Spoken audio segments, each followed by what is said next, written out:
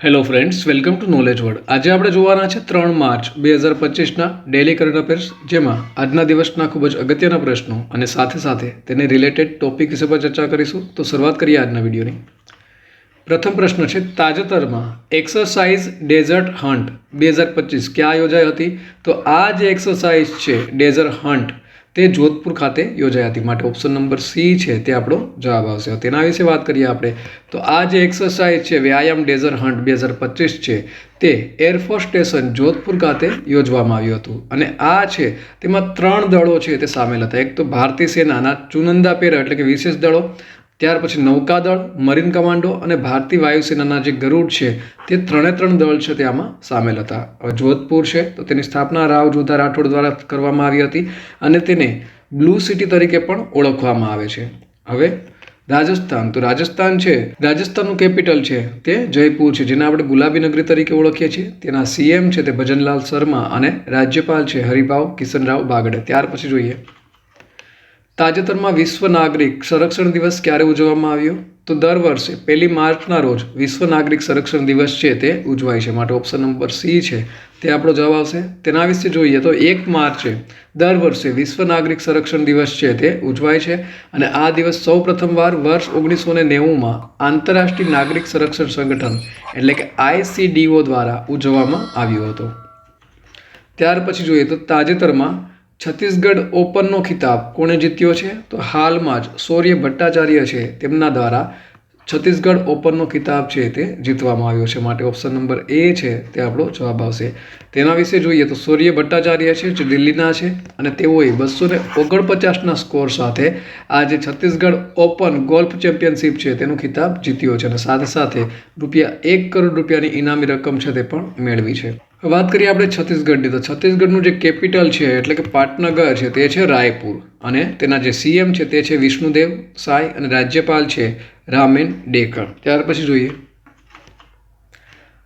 તાજેતરમાં ભારતનું GST collection કેટલા ટકા વધી અને ₹1.84 લાખ કરોડ સુધી પહોંચ્યું છે? તો હાલમાં જ આ વધારો છે તે 9.1% છે. માટે ઓપ્શન નંબર સી છે તે આપણો જવાબ આવશે. તેના વિશે જોઈએ તો હાલમાં જે ડેટા જાહેર કર્યા છે તેમાંથી જીએસટી કલેક્શન છે તે ₹1.84 લાખ કરોડ છે તે હતું અને આ જે વધારો છે તે 9.1% હતું.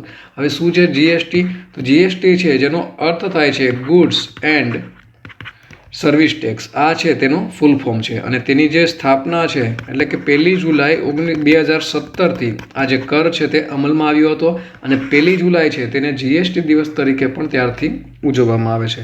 ત્યાર પછી જોઈએ, તાજેતરમાં આર્મી ચીફ પ્રથમ વિશ્વયુદ્ધના ભારતીય સૈનિકોને ક્યાં શ્રદ્ધાંજલિ આપી છે? તો હાલમાં જ જે આર્મી ચીફ છે આપણા તેઓએ ફ્રાન્સ ખાતે પ્રથમ વિશ્વયુદ્ધના ભારતીય સૈનિકો છે તેમને શ્રદ્ધાંજલિ આપી છે. માટે ઓપ્શન નંબર બી છે તે આપણો જવાબ આવશે. હવે આર્મી ચીફ કોણ છે પહેલાં તો જનરલ ઉપેન્દ્ર દ્વિવેદી છે, તેઓ આપણા આર્મી ચીફ છે અને તેઓએ ફ્રાન્સ ખાતે ન્યુવે ચેપેલ સ્મારક ખાતે આજે પ્રથમ વિશ્વયુદ્ધમાં લડનારા ભારતીય સૈનિકો છે તેઓને શ્રદ્ધાંજલિ આપી છે. ત્યાર પછી જોઈએ તો તાજેતરમાં મામનૂરમાં કયા રાજ્યના બીજા એરપોર્ટને મંજૂરી આપવામાં આવી છે? તો હાલમાં તેલંગાણા છે તેમાં આ જે બીજું એરપોર્ટ છે તેને મંજૂરી આપવામાં આવી છે. માટે ઓપ્શન નંબર એ છે તે આપણો જવાબ આવશે.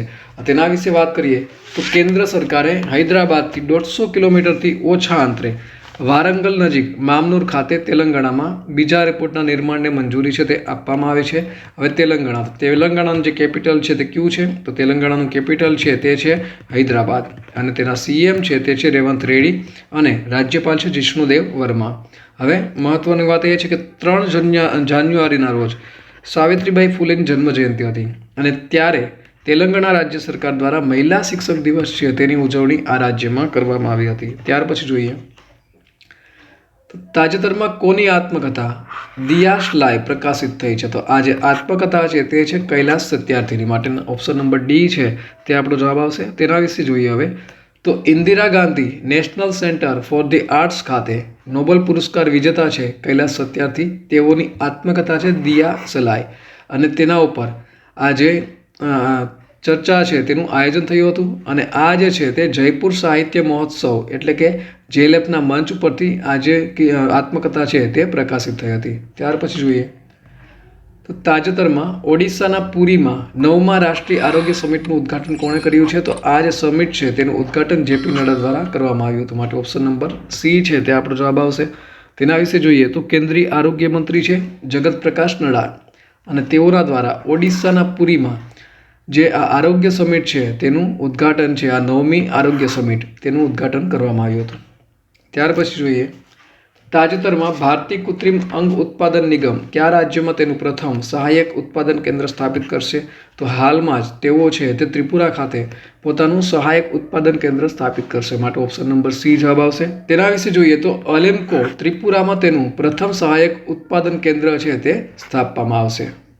ત્યાર પછી જોઈએ તો ગઈકાલે પૂછાયેલા પ્રશ્નોનો જવાબ જોઈ લે. તો ગઈકાલે પૂછ્યું હતું કે તાજેતરમાં રતન ટાટા એન્ડોટમેન્ટ ફાઉન્ડેશનના ચેરમેન તરીકે કોની નિમણૂક કરવામાં આવી છે? તો ઓપ્શન તમારી સામે આપેલા હતા.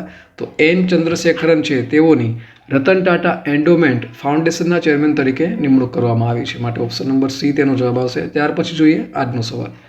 તો આજનો સવાલ છે કે તાજેતરમાં સેબીના નવા ચેરમેન તરીકે કોની નિમણૂક કરવામાં આવી છે? Option number A N Chandrasekaran, Dhananjay શુક્લ, શર્મિલા ખાતરી અને તુહિનકાંત પાંડે. તો આનો સાચો જવાબ તમારે કોમેન્ટ બોક્સમાં કોમેન્ટ કરી અને જણાવવાનો રહેશે. તો આ સાથે આજના દિવસનો જે વિડીયો છે તે પૂર્ણ થાય છે. બીજા અગત્યના વિડીયો લિંક અહીં સ્ક્રીન ઉપર આપેલી છે, જ્યાંથી તમે તે વિડીયો છે તે જોઈ